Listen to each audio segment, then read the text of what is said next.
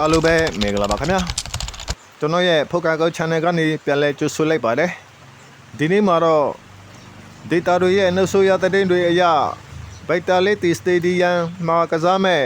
ဘုံမုံနဲ့မန်စီးတီးတို့ရဲ့ပွဲစဉ်ကိုရှုတော့ဘိုးစုကနေသိစိတ်တက်ဆက်တုတ်တာပြေးသွားမှာဖြစ်ပါတယ်အရှင်ဘုံမုံကတော့သူတို့ရဲ့ကွဲမှာဆိုကြားရတဲ့ကောင်လုံးရုပ်ကတာပြီးတိတ်စစ်မှုအသွမ်းစီမယုံရဲ့ရှေဟူကိုအကူလာမှာပါဒါပေမဲ့သူတို့ရဲ့ခါစိတ်ကျဆုပ်ဖြစ်တဲ့ကစားသမားချို့ဒဏ်ရာပြဿနာရှိနေတာကတော့မုန်တိုင်းထက်ကလင်ငယ်တစည်းလိုစိုးရိမ်စရာခြေနေမှာရှိနေပါတယ်တစ်ဖက်ကမန်စီးတီးမှာတော့သူတို့ရဲ့ဒီကကွဲလဲဖတ်တီရှင်ကီဘင်ဒီဘရိုင်နာနဲ့ဖီဖိုဒန်တို့ကြခိုင်မှုအတီးဝနေတာကတော့ပြိုင်ဘက်အတွက်မိတုံပုတ်ကွဲတော့မဲ့အလားလာမျိုးဖြစ်နေစေပါတယ်ဒေတာတွေရဲ့စီးရင်စရာတွေရမန်စီးတီးဟာဘုံမုံနဲ့တွေ့ဆုံခဲ့တဲ့တမိုက်တရှုပ်မှာပြတ်သားစုမှုထားတဲ့ဆင်လာကုန်းရှိခဲ့ပါတယ်ဒါပေမဲ့ဘုံမုံရဲ့အိကွဲဟာ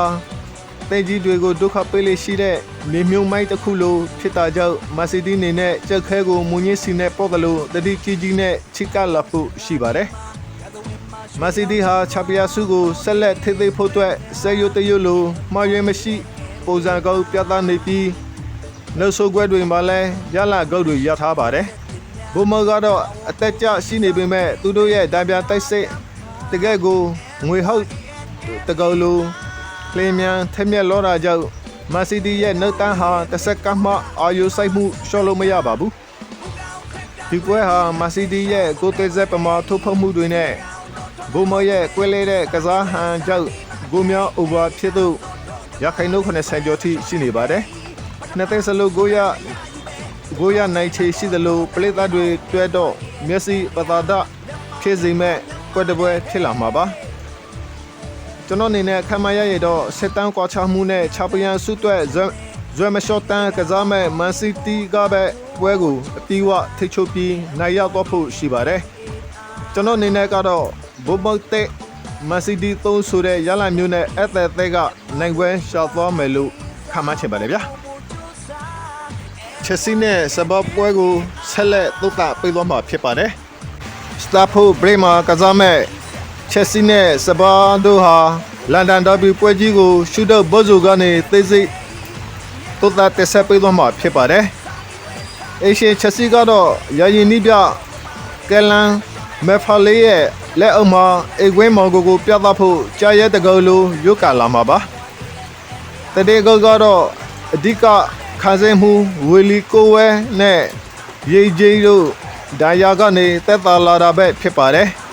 ဒါပေမဲ့စပဘက်မှာတော့စောဟောင်မင်းနဲ့အတူတိုက်စစ်ပိုင်းလူဆိုတက်ဆိုရှိနေတာကြောင့်ချက်စီရဲ့မတင်ကြီးသေးတဲ့ခန်းစဲအတွက်မိတုံပေါ်မှာကောက်ခုနေရတယ်လို့စိုးရိမ်စရာနေထားမှာရှိပါတယ်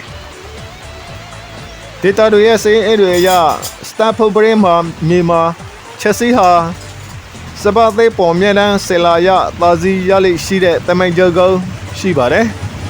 စပါဟာချက်စီကွဲမှာဆိုရင်ရုတ်ကန်ရလိရှိတာကြောင့်ဒီနေ့ပွဲဟာသူတို့တွဲတော့ကြောက်ခဲကိုမွန်ရင်းစီနဲ့ပေါ့တယ်လို့ခက်ခဲတဲ့စားသမှုတစ်ခုဖြစ်လာမှာပါစပါဟာအန်ဂီပုစကီကိုဂရူရဲ့တိုက်စစ်စကစားဟန်နဲ့သူစေယုတယုလိုတော်လို့ထားပြီးရှုပ်ပွဲမရှိပုံစံကောက်ပြသနေပါတယ်ချက်စီကတော့ချိတ်ဆွမ်းတက်ကြရှိနေပေမဲ့အေကွေပရိသတ်နဲ့အပိမှုကြောင့်စိတ်ဓာတ်ပိုင်းတက်ကြွနေမှာပါစပါရဲ့တပြတိုက်စစ်ကတကက်ကိုငွေဟုတ်တကောလိုလင်းမြန်ထက်မြက်လောတာကြောင့်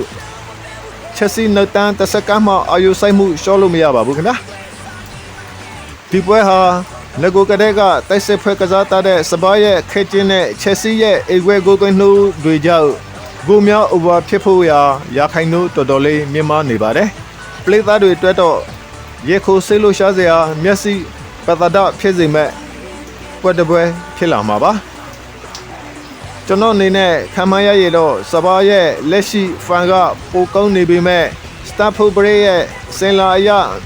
နှစ်သက်စလို့အပြန်လှန်ကိုတွေ့ပြီးတရေရလနဲ့ပဲပြီးဆိုးပွားဖို့ရှိပါတယ်ကျွန်တော်အနေနဲ့ကတော့ချက်စီ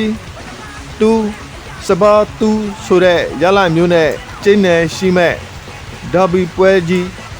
ဖြစ်လာမယ်လို့ခန့်မှန်းချင်ပါတယ်ခင်ဗျာအားလုံးကိုကျေးဇူးတင်ပါတယ်ဗျာကျွန်တော် channel ကိုလည်း